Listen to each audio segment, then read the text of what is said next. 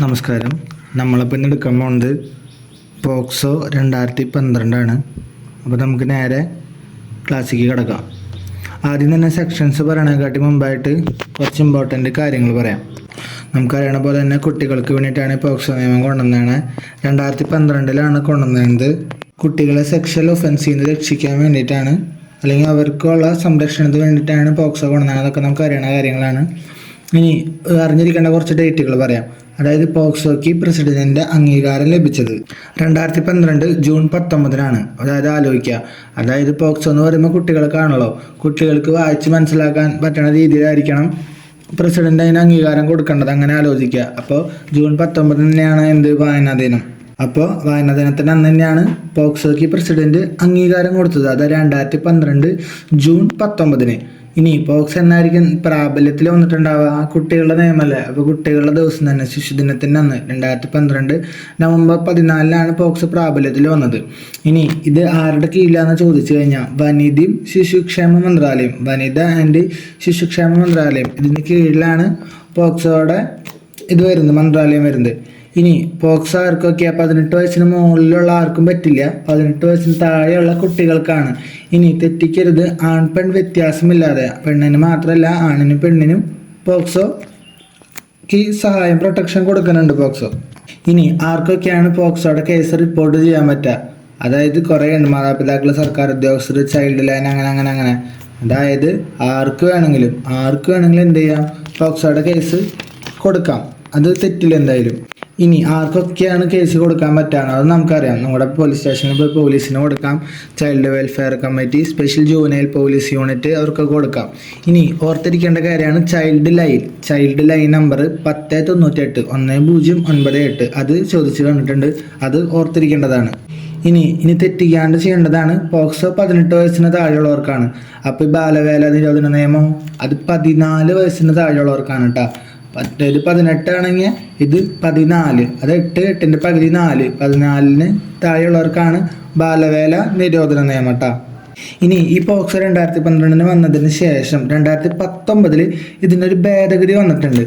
അതായത് ആ ഭേദഗതിയിൽ ഈ ശിക്ഷകളുടെ ഒപ്പം വധശിക്ഷയും കൂടി ആഡ് ചെയ്തിട്ടുണ്ട്, ലൈംഗിക അതിക്രമത്തിനൊക്കെ ആയിട്ട്. അപ്പോൾ ഈ ബില്ല് രാജ്യസഭയിൽ അവതരിപ്പിച്ചത് ആരാണ്?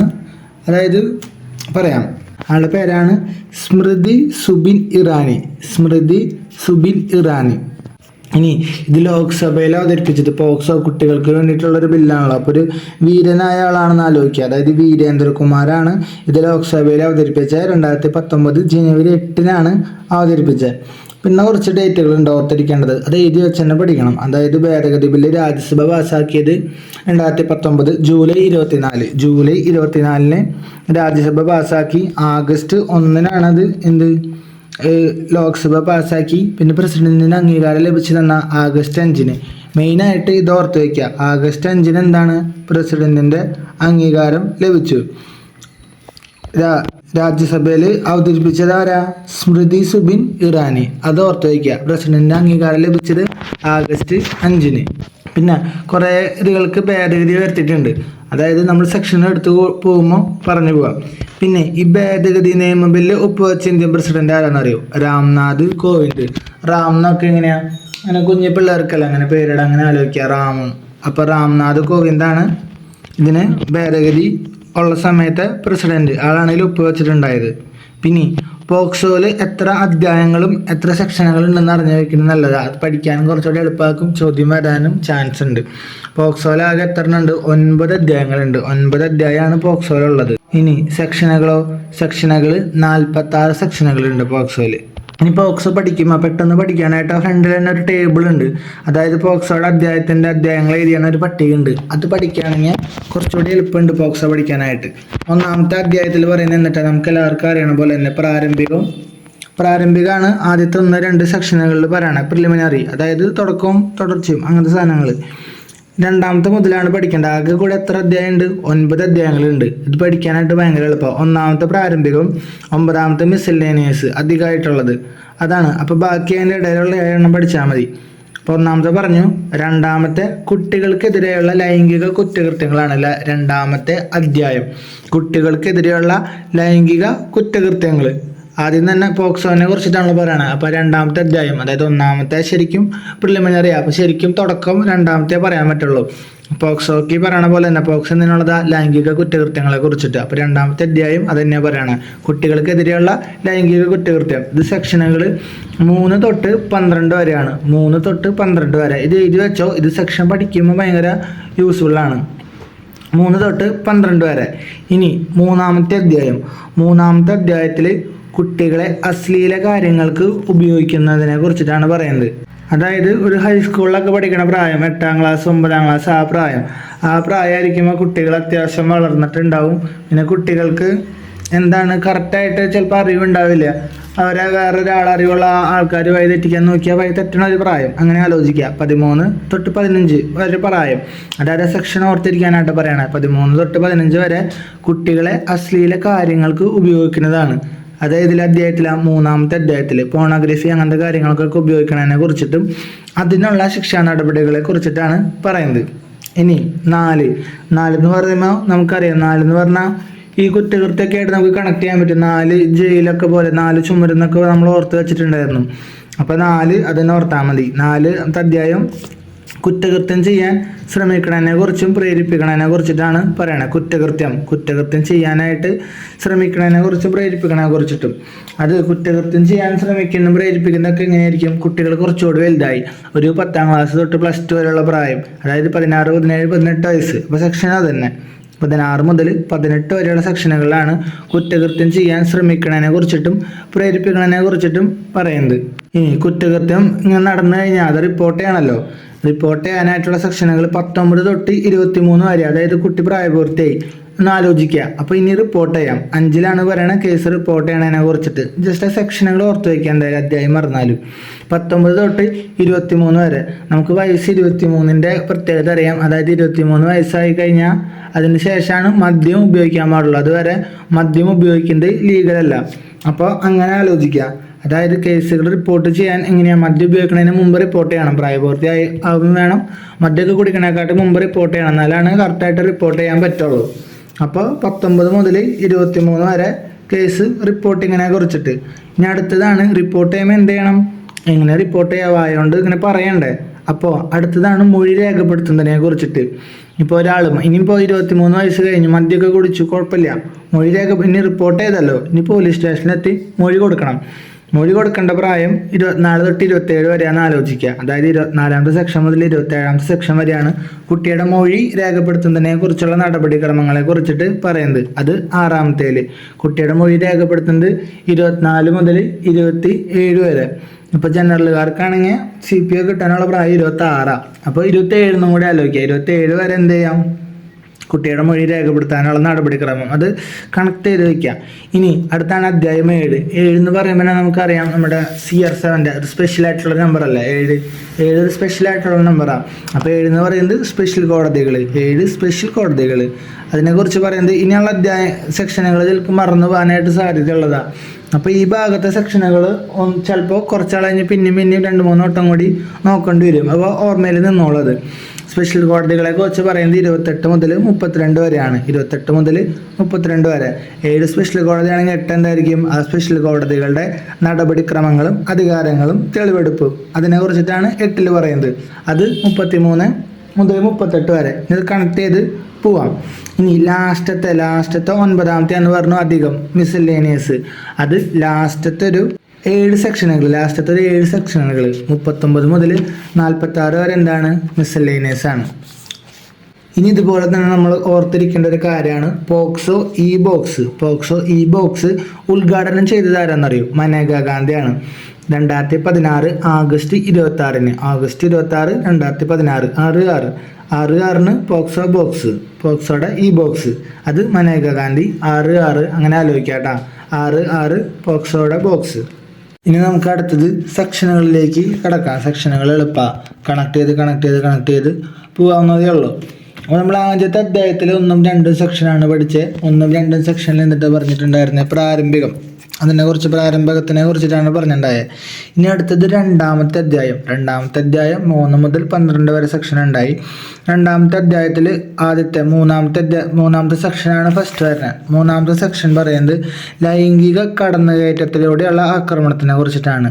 അതായത് ലൈംഗിക കടന്നുകയറ്റം, ഈ മൂന്നെന്ന് പറയുന്നത് ഇങ്ങനെ കെടുത്ത് എഴുതി കഴിഞ്ഞാൽ ഒരു വാതിൽ പോലെ കണ്ടിട്ടില്ലേ, വാതിൽ കൂടിയൊക്കെ അല്ല നമ്മൾ കടക്കാം, അങ്ങനെ ടവർത്തിരിക്കാൻ വേണ്ടിയിട്ട് വാതിലെ പോലെ കൂടിയാണ് നമ്മൾ കടക്കുക.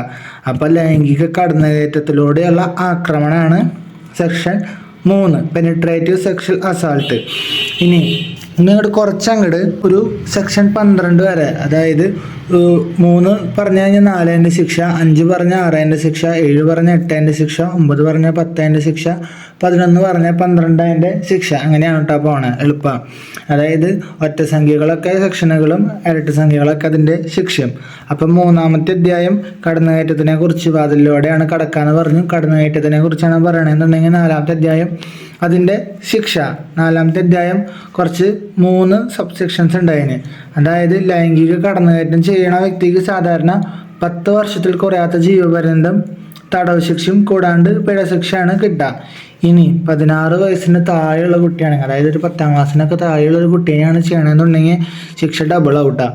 20 വർഷത്തിൽ കുറയാത്തതും ജീവപര്യന്തവും കൂടാതെ പിഴശിക്ഷയ്ക്കും അർഹനാണ്. 20 വർഷം ടു ജീവപര്യന്തം അല്ലെങ്കിൽ പിഴശിക്ഷ രണ്ടും കൂടിയും അർഹനാണ്. ഇനി 4-3 പറയുന്നത് അത് ലാസ്റ്റ് സബ്സെക്ഷനാണ്. 4-3 പറയുന്നത് അതായത് ഈ പിഴത്തുക ഉണ്ടാവുമല്ലോ, ആ ഈടാക്കണ പിഴത്തുക ആ ഇരയായ ആ കുട്ടിക്ക് തന്നെ കൊടുക്കണമെന്ന്. ഇനി ഇതിൻ്റെ 2012 നിലവിൽ വന്ന സമയത്ത് ശിക്ഷയ്ക്കൊക്കെ ചെറിയ വ്യത്യാസം ഉണ്ടായി. അത് കുഴപ്പമില്ല, ഓർത്തിരിക്കേണ്ട ആവശ്യമില്ല. അതായത് അന്ന് 7 വർഷമായിരുന്നു, ഇപ്പം അത് കൂട്ടി 10 വർഷം, പിന്നെ 16 വയസ്സിന് താഴെയുള്ളവർക്ക് 20 വർഷവും ആക്കിയിട്ടുണ്ട്. അത് കുഴപ്പമില്ല. ഇപ്പോൾ ഉള്ളത് നന്നായിട്ട് പഠിച്ചു വയ്ക്കുക. അപ്പോൾ 3 കടന്നുകയറ്റത്തിലൂടെയുള്ള ആക്രമണം എന്ന് പറഞ്ഞു. അപ്പം 5 എന്നിട്ടായിരിക്കും 3 കടന്നുകയറ്റത്തിലൂടെ ആണെങ്കിൽ 4 ശിക്ഷ പറഞ്ഞു. 5 അടുത്ത ഒറ്റ സംഖ്യ തീവ്രമായ കടന്നുകയറ്റം. മറ്റേത് കടന്നുകയറ്റാണെങ്കിൽ ഇത് തീവ്രമായ കടന്നുകയറ്റം. തീവ്രമായ കടന്നുകയറ്റത്തിലൂടെയുള്ള ആക്രമണം, അതായത് ഏൽപ്പിച്ചേക്കണ ഒരു പോലീസ് ഓഫീസറോ അല്ലെങ്കിൽ ഡോക്ടറോ ആർക്കെങ്കിലും ആ കുട്ടീനെ ഏൽപ്പിച്ചിട്ടുണ്ടാവും സൂക്ഷിക്കാൻ, അതായത് എന്തെങ്കിലും കാര്യത്തിന് ഏൽപ്പിച്ചിട്ടുണ്ടാവും. അതേ ഏൽപ്പിച്ച വ്യക്തികൾ തന്നെ ഈ കടന്നുകയറ്റം ചെയ്യുകയാണെങ്കിൽ അതിനെ തീവ്രമായ കടന്നുകയറ്റത്തിൻ്റെ വിഭാഗത്തിലാണ് പെടുക. അതായത് ഇപ്പോൾ ഒരു വിദ്യാഭ്യാസ സ്ഥാപനത്തിൻ്റെയോ മതസ്ഥാപനത്തിൻ്റെയോ സ്റ്റാഫോ അല്ലെങ്കിൽ അധ്യാപകനോ, അതായത് ഇതനുസരിക്കേണ്ട ആൾക്കാർ തന്നെ, നിയമം അനുസരിക്കേണ്ട ആൾക്കാർ തന്നെ നിയമം തെറ്റിക്കുകയാണെങ്കിൽ അത് എന്തിൽ വിടും? തീവ്രമായ കടന്നുകയറ്റത്തിൽ വിടും. അങ്ങനെ ആലോചിക്കുക, അതാണ് തീവ്രത. പിന്നെ തീവ്രമായ കാര്യങ്ങൾ എന്തൊക്കെയാണ് വരാമെന്ന് നമുക്കറിയാലോ. അതായത് ഒരു കുട്ടിക്കെതിരെ ഈ ഭയങ്കര തീവ്രമായ രീതിയിലുള്ള ആക്രമണങ്ങൾ നടത്തുന്നത്, അതും എന്താണ്? തീവ്രമായ കടന്നുകയറ്റത്തിലാണ് വരിക. അതായത് ഇപ്പോൾ ഒരു മാരകായുധങ്ങളോ തീയോ ചൂടുള്ള വസ്തുക്കളോ അങ്ങനത്തെ ഒക്കെ ഉപയോഗിച്ച് ലൈംഗികാക്രമണം നടത്തുന്നതും അത് നമുക്കറിയാം, ഓൾറെഡി തീവ്രമായതാണ്. അപ്പോൾ ഇതും ഒരു ഏൽപ്പിക്കാൻ നിയമം അറിയണ ആൾ തന്നെ തെറ്റിക്കുന്നതും അതും ഈ തീവ്രമായ ആക്രമണത്തിൻ്റെ കീഴിൽ തന്നെയായിട്ട് വരാം. അപ്പോൾ 5 തീവ്രമായ ആക്രമണം വരികയാണെങ്കിൽ 6 എന്തായിരിക്കും? അതിനുള്ള ശിക്ഷയായിരിക്കും. ഇതിനുള്ള ശിക്ഷ പറയുന്നതാണ്, തീവ്രമായതാണല്ലോ, അപ്പോൾ അതിനെക്കാട്ടി എന്ത് വേണം? കുറച്ച് കൂടുതൽ വേണ്ടേ ശിക്ഷ. ഇതിൻ്റെ ശിക്ഷയാണ് 20 വർഷത്തിൽ കുറയാത്തതും ജീവപര്യന്തം വരെ ആകാവുന്നതുമായ കഠിന തടവും പിഴശിക്ഷയും. മറ്റേതിൽ 4-1 പറഞ്ഞത് ആദ്യം 10 വർഷം, പിന്നെ 16 വയസ്സിന് താഴെയുള്ള കുട്ടിയാണെങ്കിൽ 20 വർഷം എന്നാണ് പറഞ്ഞത്. ഇവിടുത്തെ തീവ്രമായതാണെങ്കിൽ 20 വർഷം കഠിന തടവാണ്. ശ്രദ്ധിക്കണം കേട്ടോ, 20 വർഷത്തെ കഠിന തടവാണ്, സാധാ തടവല്ല. പിന്നെ ജീവപര്യന്തവും അതിൻ്റെ പിഴശിക്ഷയും. ഇനി 4 പോലെ 6 എന്ത് സബ്സെക്ഷൻ ഉണ്ട്. 4 സബ്സെക്ഷൻ പറയുന്നതാണ് 6-2 പറയുന്നത്. അതായത് പിഴത്തുക ഉണ്ടല്ലോ, ആ പിഴയുടെ തുക എന്ത് ചെയ്യണം? ആ കുട്ടിക്ക് തന്നെ കൊടുക്കണം. മറ്റേത് പറയണ പോലെ തന്നെ ആ കുട്ടിക്ക് തന്നെ കൊടുക്കണം. അടുത്താണ് ഇനി സെക്ഷൻ 7. സെക്ഷൻ 7 7 സെക്ഷൽ അസാൾട്ടിനെ കുറിച്ചിട്ടാണ് പറയണത്. 7 സെക്ഷൽ അസാൾട്ടിനെ കുറിച്ചിട്ട്, അതായത് കടന്നുകയറ്റത്തിനെ കുറിച്ച് പറയണ കാര്യങ്ങൾ കഴിഞ്ഞു. ഇനി സെക്ഷൽ അസാൾട്ടിനെ കുറിച്ചിട്ടാണ് പറയണത്. അതായത് ഈ സെക്ഷൻ പ്രകാരം ഒരു ലൈംഗിക ചിന്തയോടെ കുട്ടിയുടെ ശരീരത്തിലോ സ്വകാര്യ ഭാഗങ്ങളിലോ സ്പർശിക്കുകയോ അല്ലെങ്കിൽ ഈ ഇപ്പുറത്തെ ആളുടെ സ്പർശിക്കുക പ്രേരിപ്പിക്കുകയൊക്കെ ചെയ്യുന്ന എന്തിൻ്റെ കീഴിൽ വരും? അതാണ് ശരിക്കും ലൈംഗിക അതിക്രമണം അല്ലെങ്കിൽ ലൈംഗിക ആക്രമണത്തിൻ്റെ കീഴിൽ വരും. അതിൻ്റെ ശിക്ഷ ഇപ്പോൾ ഏതിലായിരിക്കും? 7 അതിനെക്കുറിച്ചാണ് പറയണമെന്നുണ്ടെങ്കിൽ 8 അതിൻ്റെ ശിക്ഷ. 8 പറയുന്നതാണ് 3 മുതൽ 5 വർഷം വരെയുള്ള തടവ് ശിക്ഷയും പിഴയാണ് ഉണ്ടാവുക. 3 മുതൽ 5 വർഷം വരെയുള്ള തടവ് ശിക്ഷയും പിഴയും. 7 ലൈംഗികാക്രമണമാണെങ്കിൽ 7, 8 തന്നെ ശിക്ഷ പറഞ്ഞു. 9 എന്തായിരിക്കും? തീവ്രമായ ലൈംഗികാക്രമണം. മറ്റേതുപോലെ തന്നെ 9 തീവ്രമായ ലൈംഗികാക്രമണം. അത് മറ്റേ നമ്മൾ സെക്ഷൻ ഏതിൽ പറഞ്ഞിട്ടുണ്ടായിരുന്ന സെക്ഷൻ 5 പറഞ്ഞിട്ടുണ്ടായില്ലേ തീവ്രമായ ഇതിൻ്റെ കേസുകൾ. ആ സെക്ഷൻ 5 പ്രകാരമുള്ള ഏത് സാഹചര്യത്തിൽ ചെയ്താലും ഇവിടെയും തീവ്രമായ ലൈംഗിക ആക്രമണത്തിൽ വരും. അതായത് ഇപ്പോൾ ഏൽപ്പിച്ച ആൾ തന്നെ ചെയ്യേ അല്ലെങ്കിൽ തീവ്രമായ രീതിയിൽ ചെയ്യേ അതൊക്കെ അത് ലൈംഗിക അതിക്രമണമാണോ? മറ്റേത് കടന്നുകയറ്റ. ഇതിൽ ആ രീതിയിൽ പറഞ്ഞ ആരെങ്കിലും ലൈംഗിക അതിക്രമം ചെയ്യുമ്പോൾ അത് ഈ സെക്ഷൻ 9 പെടാം.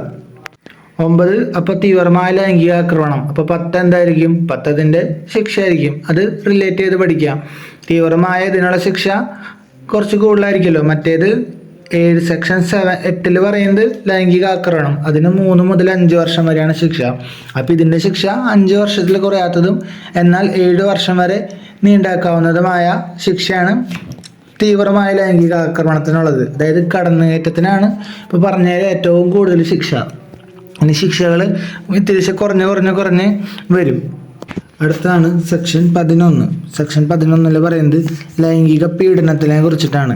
അതായത് 1 2 ഒന്നുകൾ നിൽക്കണുണ്ട്. അത് രണ്ടാൾക്കാർ പീഡിപ്പിക്കാൻ വേണ്ടി നിൽക്കണ പോലെ ആലോചിക്കുക. ഞാൻ ചോദിക്കട്ടെ, പീഡനത്തിനായിരിക്കും ആക്രമണത്തിനായിരിക്കുമോ കൂടുതൽ ശിക്ഷ കൂടുതൽ? തെറ്റാൻ പാടില്ല കേട്ടോ. ലൈംഗിക ആക്രമണത്തിനാണ് ശിക്ഷ കൂടുതൽ. പീഡനത്തിന് ലൈംഗികാക്രമണത്തിനെക്കാട്ടിയും ശിക്ഷ കുറവാണ്. അത് പറയാം. ഇനി ലൈംഗിക പീഡനം എന്ന് പറഞ്ഞാൽ ആക്രമണം എന്ന് പറഞ്ഞാൽ ശാരീരികമായിട്ടുള്ള ഇതാണ്. ഇത് ലൈംഗിക പീഡനം എന്ന് പറഞ്ഞു കഴിഞ്ഞാൽ മാനസികമായോ അങ്ങനെ എന്തെങ്കിലും തളർത്തിയാലും എന്തുവരും? ലൈംഗിക പീഡനത്തിൻ്റെ കീഴിൽ വരും. അശ്ലീലതയ്ക്ക് വേണ്ടി എന്തെങ്കിലും ഒരു വസ്തു കുട്ടീനെ കാണിക്കുകയോ അല്ലെങ്കിൽ കുട്ടിയെ കൊണ്ട് തൻ്റെ ശരീരഭാഗമോ അതെന്തെങ്കിലും മറ്റുള്ളവർക്ക് പ്രദർശിപ്പിക്കുകയും അല്ലെങ്കിൽ ഇലക്ട്രോണിക് മീഡിയം ഉപയോഗിച്ചൊരു കുട്ടിയുടെ യഥാർത്ഥമോ കെട്ടിച്ചമച്ചതായ ലൈംഗിക പ്രവൃത്തികളെ ഉപയോഗിക്കുമെന്ന് ഭീഷണിപ്പെടുത്തുക, അങ്ങനെയൊക്കെ ചെയ്ത് കുട്ടീനെ മാനസികമായിട്ട് പീഡിപ്പിക്കുക, മാനസികമായിട്ട് തളർത്തുക. അതൊക്കെയാണ് ഈ സെക്ഷൻ 11 ലൈംഗിക പീഡനത്തിൻ്റെ ഇതിൽ വരുന്നത്. സെക്ഷൻ 11 ആണെങ്കിൽ ശിക്ഷ സെക്ഷൻ 12 ആയിരിക്കും. സെക്ഷൻ 12 പറയുന്നത് അതിൻ്റെ ശിക്ഷയെ കുറിച്ചിട്ടാണ്. അതായത് 3 വർഷം വരെ ആകുന്ന തടവും പിഴ ശിക്ഷയാണ് അതിന് ലഭിക്കണത്. 3 വർഷം വരെ ആകുന്ന തടവും പിഴ ശിക്ഷയും. ലൈംഗിക ആക്രമണമായപ്പോൾ 3 മുതൽ 5, തീവ്രമായ ആക്രമണമായപ്പോൾ 5 മുതൽ 7 ആയിരുന്നു. ഇവിടെ എന്നിട്ടാ 3 വർഷം വരെ ആകാവുന്നത്, അതായത് അതിനെക്കാട്ടും കുറവാണ് കേട്ടോ. അതൊന്ന് മനസ്സിൽ ഓർത്ത് വെച്ചോളൂ. അപ്പോൾ നമ്മുടെ അധ്യായം 2 കഴിഞ്ഞു. 3 മുതൽ 12 വരെ ആയിരുന്നല്ലോ അധ്യായം 2 പറഞ്ഞിട്ടുണ്ടായിരുന്നത്. ലൈംഗിക കുറ്റകൃത്യങ്ങളെ കുറിച്ചിട്ട് നമ്മൾ പലതരത്തിലുള്ള ലൈംഗിക കുറ്റകൃത്യങ്ങളെ കുറിച്ചിട്ട് സംസാരിച്ചു. ഇനി അടുത്താണ് അധ്യായം 3 എന്ന് പറയുമ്പോൾ 3 എന്ന് പറയുമ്പോൾ പോണ് എന്നാലോചിക്കുക. അതായത് പോണോഗ്രാഫിക് ആവശ്യങ്ങൾക്ക് വേണ്ടി ഇങ്ങനെ ഉപയോഗിക്കുന്നതിനെ കുറിച്ചിട്ടായിരുന്നു പറഞ്ഞിട്ടുണ്ടായത്. അതിൽ 3 സെക്ഷനുകൾ ഉണ്ടായിട്ടുള്ളൂ. 3ാമത്തെ അധ്യായത്തിൽ 3 സെക്ഷൻ 13, 14, 15. 3ാമത്തെ അധ്യായത്തിൽ 3 സെക്ഷൻ, 3 പോണ്. അപ്പോൾ ഇതിനെ കുറിച്ചിട്ടാണല്ലോ അശ്ലീലതയ്ക്ക് വേണ്ടി കുട്ടീനെ ഉപയോഗിക്കുന്നതിനെ കുറിച്ചിട്ടാണ് പറയുന്നത് ഈ അധ്യായത്തിൽ. അതിൻ്റെ ആദ്യത്തെ സെക്ഷനായ 13 അത് തന്നെയാണ് പറയുന്നത്. അതായത് അശ്ലീല കാര്യങ്ങൾക്ക് വേണ്ടി കുട്ടിയെ ഉപയോഗിക്കുന്നതുമായി ബന്ധപ്പെട്ട് അതിനെക്കുറിച്ച് പരാമർശിക്കുന്ന സെക്ഷനാണ് 13. അപ്പോൾ ഒരേ സമയം അധ്യായവും സെക്ഷനും ഇത് ഈ കാര്യത്തിൽ നമുക്ക് സിമ്പിളായിട്ട് ഒരുമിച്ച് പഠിച്ചു പോവാം. അപ്പോൾ അശ്ലീല കാര്യങ്ങൾക്ക് വേണ്ടി കുട്ടീനെ ഉപയോഗിക്കുന്നതിനെ കുറിച്ചിട്ടാണ് ഇതിൽ പറയുന്നത്. അതായത് കുട്ടിയുടെ സ്വകാര്യ ഭാഗങ്ങൾ പ്രദർശിപ്പിക്കുക, അല്ലെങ്കിൽ യാഥാർത്ഥ്യമോ കൃത്രിമമായ ലൈംഗിക കൃത്യങ്ങളിൽ ഏർപ്പെടാൻ ഒരു കുട്ടിയെ ഉപയോഗിക്കുക, അല്ലെങ്കിൽ അസഭ്യമോ അശ്ലീലമായ രീതിയിൽ കുട്ടീനെ പ്രദർശിപ്പിക്കുക. ഇതൊക്കെ എന്തിൽ വരും? അശ്ലീല കാര്യങ്ങൾക്ക് വേണ്ടി കുട്ടീനെ ഉപയോഗിക്കണ ഇതിൽ പെടും. 13 ഇങ്ങനെ കാര്യത്തിനെ കുറിച്ച് പറയുകയാണെങ്കിൽ 14 എന്തായിരിക്കും അതിൻ്റെ ശിക്ഷ?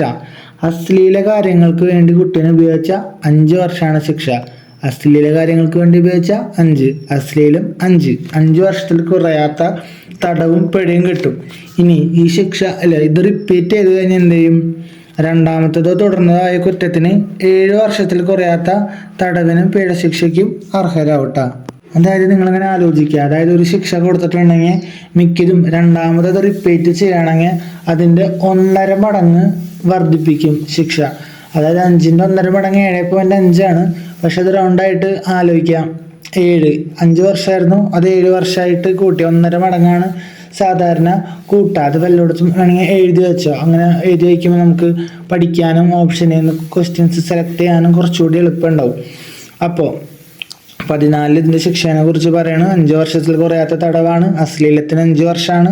ഇന്ന് റിപ്പീറ്റ് ചെയ്ത് കഴിഞ്ഞാൽ, ഇത് പിന്നെ ആവർത്തിച്ച് കഴിഞ്ഞാൽ 7 വർഷത്തിൽ കുറയാത്ത തടവിനും പിഴ ശിക്ഷയ്ക്കും അർഹരാകും. ഇനി ഈ 14 സബ് സെക്ഷൻ ഉണ്ട്. 14(2) അതായത് നമ്മൾ ലൈംഗിക കുറ്റകൃത്യങ്ങളെ കുറിച്ചിട്ട് കുറേ സെക്ഷനുകൾ പഠിച്ചു. 3, 4, 5, 6, 7, 8 അങ്ങനെ കുറച്ച് പഠിച്ചില്ലേ. പിന്നെ 4, 6 ഈ ഒറ്റ സംഖ്യകൾ ലൈംഗിക കുറ്റകൃത്യം, ഇരട്ട സംഖ്യകൾ അതിൻ്റെ ശിക്ഷയാണെന്നും പറഞ്ഞിട്ടുണ്ടായി. ഇനി അശ്ലീല പ്രവൃത്തികൾക്കൊപ്പം ആ കുറ്റം കൂടി ചെയ്തു കഴിഞ്ഞാൽ എന്തുണ്ടാവും? അതായത് അശ്ലീല പ്രവൃത്തി ചെയ്തുകൊണ്ട് മറ്റേ കുറ്റകൃത്യം അതിൽ ഉൾപ്പെടാണെങ്കിൽ ഇതിൻ്റെ ശിക്ഷയ്ക്ക് പുറമെ അതിനുള്ള ശിക്ഷയും കൂടി ലഭിക്കും. അപ്പോൾ 2 ശിക്ഷയും കൂടി അനുഭവിക്കാം. അതും കൂടി ഒന്ന് ഓർത്ത് വയ്ക്കുക. അതാണ് സെക്ഷൻ 14(2) പറയണത്. അതിൻ്റെ സബ് സെക്ഷനിൽ പറയുന്നത്. അടുത്തതാണ് സെക്ഷൻ 15. സെക്ഷൻ 15 പറയുന്നത് കുട്ടി ഉൾപ്പെടുന്ന അശ്ലീല സാമഗ്രികൾ സൂക്ഷിക്കുന്നതിനെ കുറിച്ചിട്ടാണ് സെക്ഷൻ 15 പറയുന്നത്. ഓക്കെ, കുട്ടികളുടെ ഏതെങ്കിലും രൂപത്തിലുള്ള അശ്ലീല സാമഗ്രികൾ അതില്ലാതാക്കാനോ നശിപ്പിക്കാനോ നിയുക്ത അതോറിറ്റിക്ക് റിപ്പോർട്ട് ചെയ്യാനോ തയ്യാറാവാതെ അത് പങ്കിടെ കൈമാറുക ചെയ്യാനുള്ള കാര്യത്തിനെ കുറിച്ച് പറയുന്നതാണ് സെക്ഷൻ 15. അതായത് പനിഷ്മെന്റ് ഫോർ സ്റ്റോറേജ് എന്നാണ് പറയുന്നത്. സൂക്ഷിക്കുക. അതായത് 15 സ്റ്റോറേജ്, 15 എന്നുള്ളത് ആ സ്റ്റോറേജിൽ. പിന്നെ 5 വരുന്നത് എപ്പോഴാ? വേറെ ലൈംഗിക കുറ്റകൃത്യങ്ങളാണ് 5 വരുന്നത്. 5 ആയിട്ട് എന്തായാലും തെറ്റില്ല, അപ്പോൾ പേടിക്കണ്ട. അപ്പോൾ പനിഷ്മെന്റ് ഫോർ സ്റ്റോറേജ് എന്ന് പറയുമ്പോൾ 15 ട്ടാ. 15 സ്റ്റോറേജ്. അങ്ങനത്തെ കാര്യങ്ങൾ സ്റ്റോർ ചെയ്ത് വെക്കുന്നുണ്ട്. അതായത് ഇങ്ങനെ സ്റ്റോർ ചെയ്ത് വെച്ച ആ വ്യക്തിക്ക് എന്ത് ചെയ്യും? 5000 രൂപയിൽ കുറയാത്ത പിഴയും. ഇനി രണ്ടാമത് തുടർന്നുള്ളതായ കുറ്റം 10,000 രൂപയിൽ കുറയാത്ത പിഴ കിട്ടും. അതിൻ്റെ പിഴയാണ് കേട്ടോ പറയണത്, ശിക്ഷയല്ല, പിഴ. അതിൻ്റെ ശിക്ഷ എന്താണെന്ന് പറഞ്ഞു കഴിഞ്ഞാൽ 3 വർഷം വരെയാകുന്ന തടവോ പിഴയോ.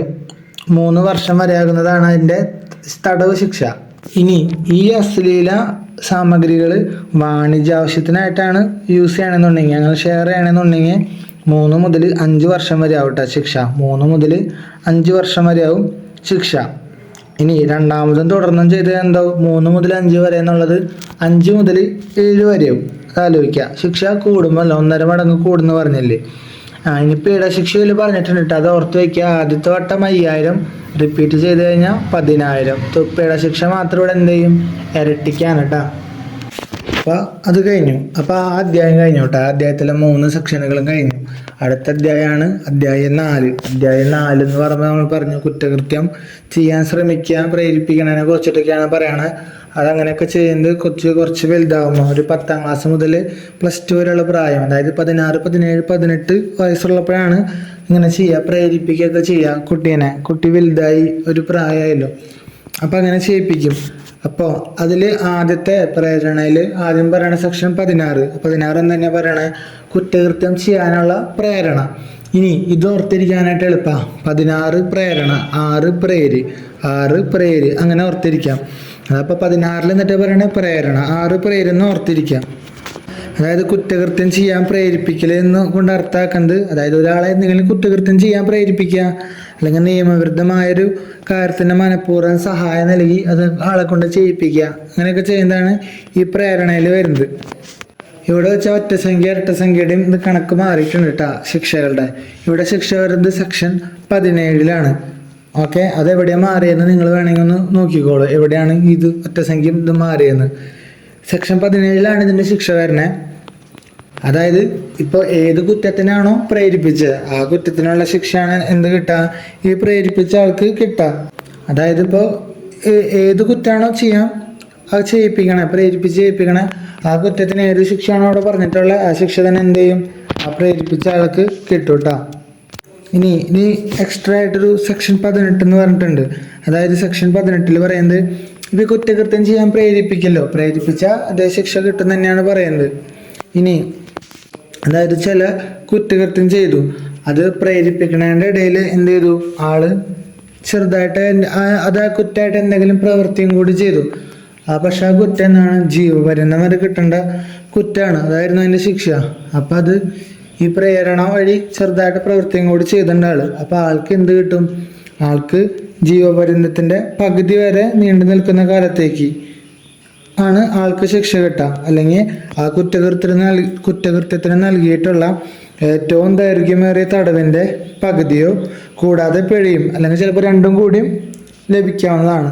അതൊന്ന് ഓർത്ത് വയ്ക്കുക. അപ്പം ആ അധ്യായം കഴിഞ്ഞോട്ടെ. 16, 17, 18 നാലാമത്തെ അധ്യായമായിരുന്നു കുറ്റകൃത്യങ്ങളെ കുറിച്ചിട്ട്.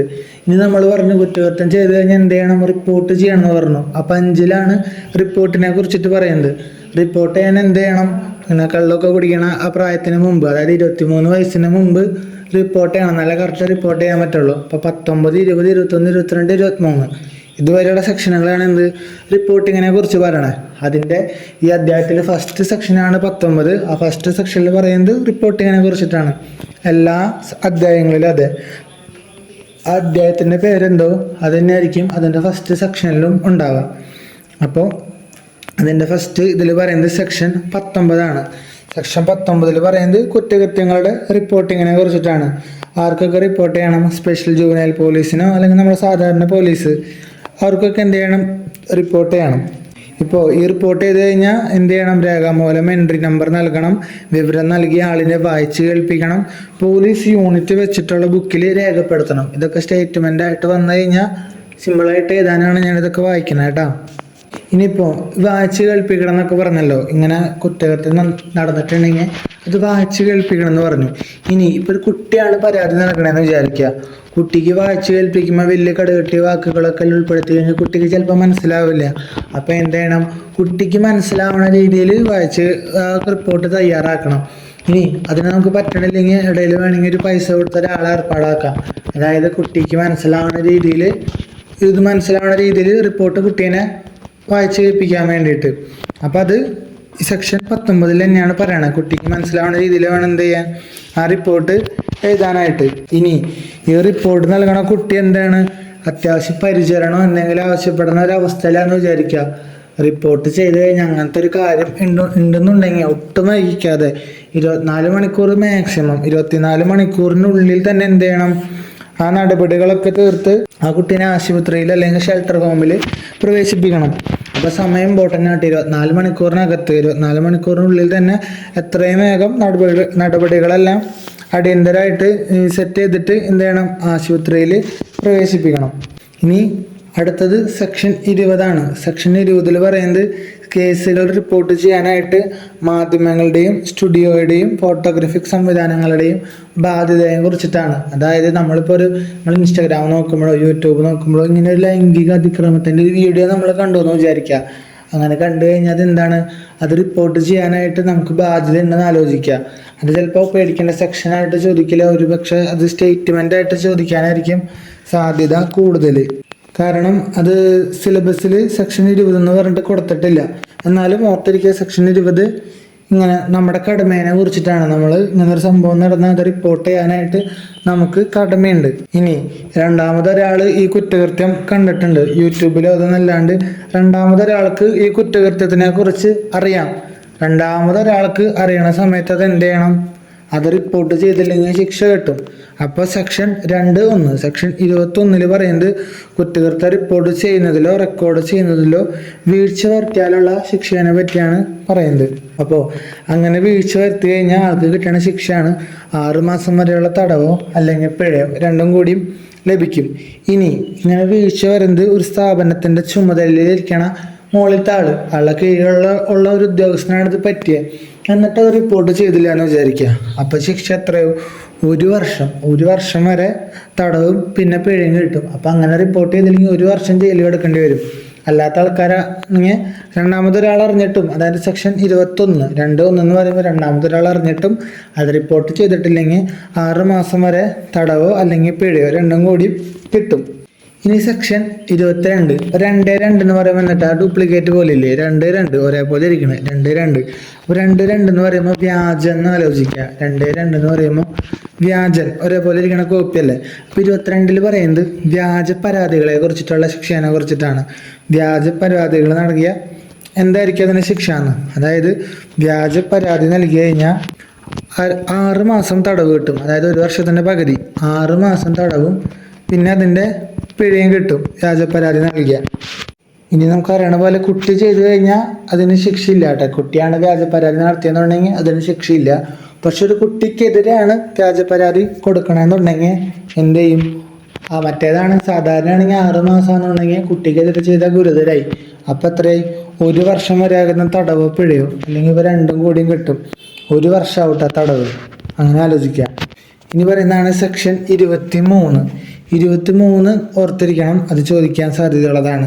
മാധ്യമങ്ങളുടെ നടപടിക്രമത്തിനെ കുറിച്ചിട്ടാണ് സെക്ഷൻ 23 പറയുന്നത്. അപ്പം ഇങ്ങനെ നിങ്ങൾ ന്യൂസ് കേട്ടിട്ടില്ലേ? 24 ന്യൂസ് ചാനലിൻ്റെ പേര്. 24 ന്യൂസാണ് ഈ മാധ്യമങ്ങളെ കുറിച്ചിട്ട്. അതിൽ നിന്ന് 1 മൈനസ് ചെയ്ത 23 മാധ്യമങ്ങളുടെ നടപടിക്രമങ്ങളെ കുറിച്ചിട്ടാണ് പറയുന്നത്. അങ്ങനെ ആലോചിക്കുക കേട്ടോ. ന്യൂസിൻ്റെ നമ്പറായിട്ട് ചെറിയൊരു ബന്ധമുണ്ട്. അപ്പം 23 മാധ്യമങ്ങളുടെ നടപടിക്രമങ്ങൾ. ഇനി ഈ 20 എന്തിട്ടാ പറഞ്ഞതെന്ന് ഓർമ്മയുണ്ടോ? 20 പറഞ്ഞത് സെക്ഷൻ പഠിച്ചില്ലെങ്കിൽ കുഴപ്പമില്ല എന്ന് പറഞ്ഞു. 20 മാധ്യമങ്ങളുടെ കടമയെ കുറിച്ചിട്ടാണ് പറയുന്നത്. അതായത് നമ്മൾ ഇങ്ങനത്തെ ഒരു കുറ്റം ഇതിൽ നോക്കുകയാണെങ്കിൽ എന്ത് ചെയ്യണം? അതിന് നമുക്ക് പരാതിപ്പെടാൻ ബാധ്യതയുണ്ടെന്ന് റിപ്പോർട്ട് ചെയ്യാൻ.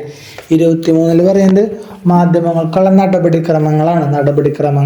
ഇവിടെ ഒരു 3 ഉണ്ട്, അതിന് നടപടിയായിട്ട് കണക്ട് ചെയ്യാം. അത് അങ്ങോട്ടും ഇങ്ങോട്ടും തെറ്റാൻ പാടില്ല.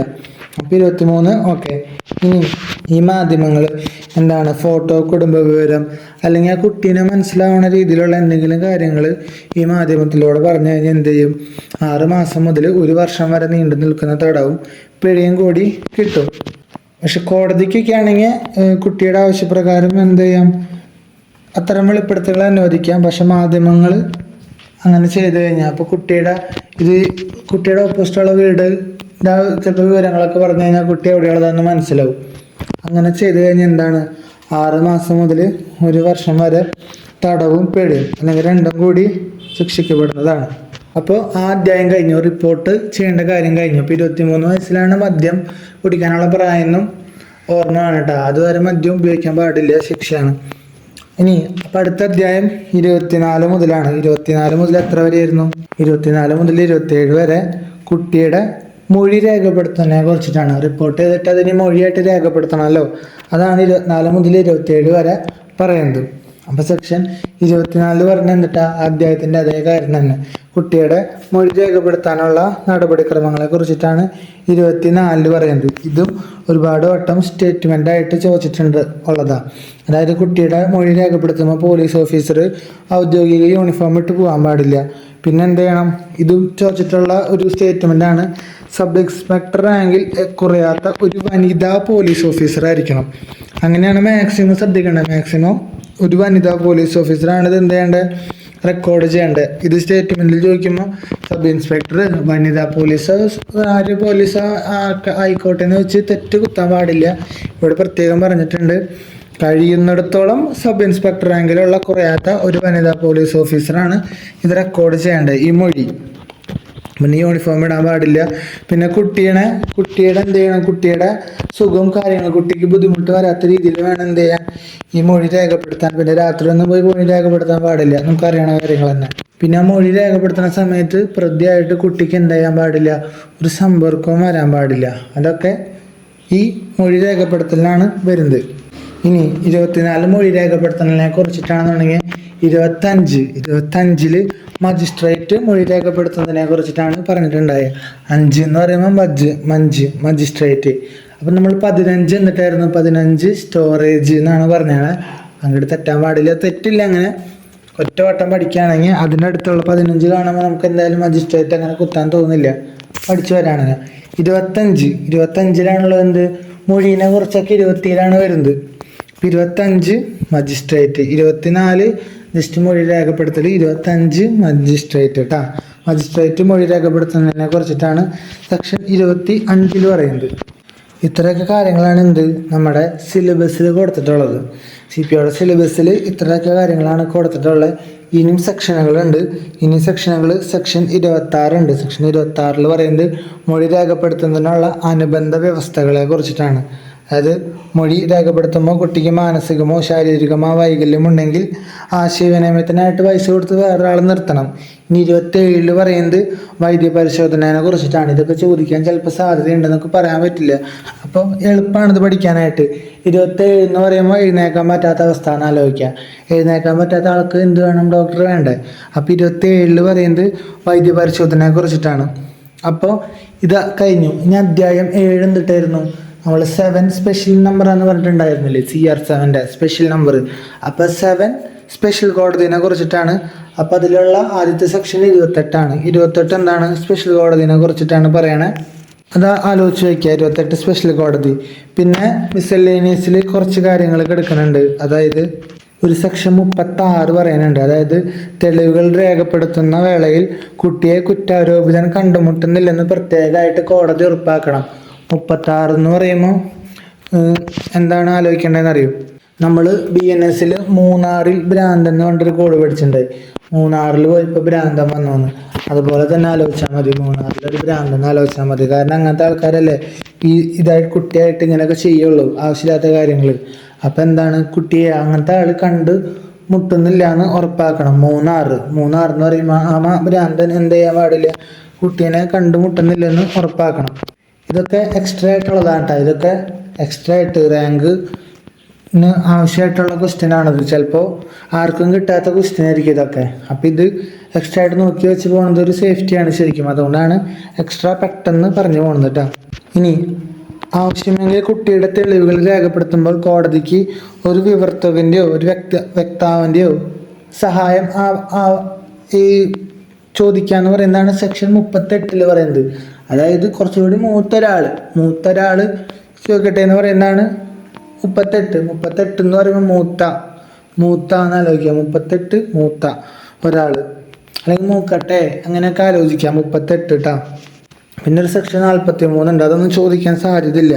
അതായത് പോക്സോ നിയമത്തെക്കുറിച്ച് പൊതുജനങ്ങൾക്കിടയിൽ അവബോധം. അതായത് 4 ചുറ്റിലും ഇതിനെക്കുറിച്ചിട്ട് കാര്യങ്ങൾ പറഞ്ഞ് അവബോധം ഉണ്ടാക്കുക, അങ്ങനെയൊക്കെയാണ് ഇതിൽ പറയുന്നത്. അപ്പോൾ ഇതുവരെയുള്ള പഠിച്ച സെക്ഷനുകളുടെ കോഡുകളായിട്ട് കിട്ടുന്നത് കോഡുകൾ അങ്ങനെ തന്നെ എഴുതി വയ്ക്കുക. പിന്നെ ഇതിൽ മറന്നു പോകാൻ സാധ്യതയുള്ളത് ഇതിൻ്റെ ശിക്ഷകളാണ്. ശിക്ഷകൾ ഫസ്റ്റത്തെ കുറച്ച് ഭാഗത്തിൻ്റെ കുറച്ച് എളുപ്പമായിരിക്കും. അതായത് കണക്ട് ചെയ്ത് 3 ഇതാണെങ്കിൽ 4 അതിൻ്റെ ശിക്ഷ, 5 കുറ്റകൃത്യമാണെങ്കിൽ 6 അതിൻ്റെ ശിക്ഷ, അങ്ങനെയാണ് പോകുന്നത്. ഇതിൽ കുറച്ചങ്ങോട്ട് വന്നു കഴിയുമ്പോൾ ആ തുടക്കം ഭാഗം ഒരു പക്ഷേ ചിലപ്പോൾ മറക്കാതിരിക്കില്ല. പക്ഷെ കുറച്ചങ്ങോട്ട് കഴിഞ്ഞിട്ടുള്ള ശിക്ഷകളൊക്കെ ഒരു പുസ്തകത്തിൽ നിസ്സാര ശിക്ഷകളുള്ളൂ. അതൊന്നൊരു പുസ്തകത്തിൽ എഴുതി വയ്ക്കുക. അത് പിന്നെ കണ്ടു കഴിഞ്ഞാൽ മനസ്സിൽ തങ്ങി നിൽക്കും. നമ്മൾ വേറെ അടുത്ത ഈ BNSസിലൊക്കെ കുറേ ശിക്ഷകളുള്ളതാണ്. അതും കൂടി മിക്സ് ആവാണ്ടിരിക്കാനാണ് അങ്ങനെ പറയണേ.